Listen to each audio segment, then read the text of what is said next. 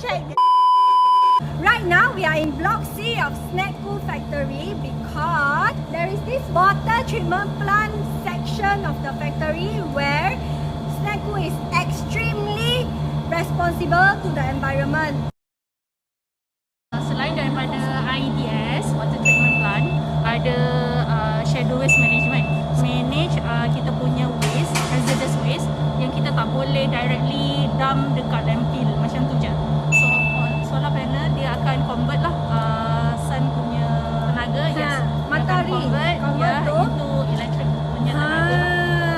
So Snackku doesn't only produce very delicious snack for you guys, they also save the environment at the same time. Thank you guys.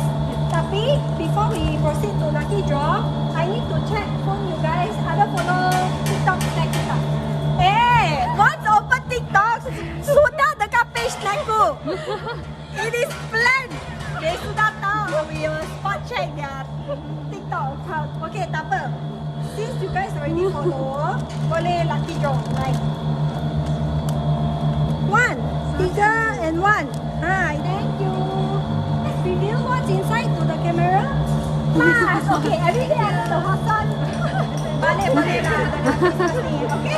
Untuk follow, like and comment TikTok Snackku. Okay, bye-bye.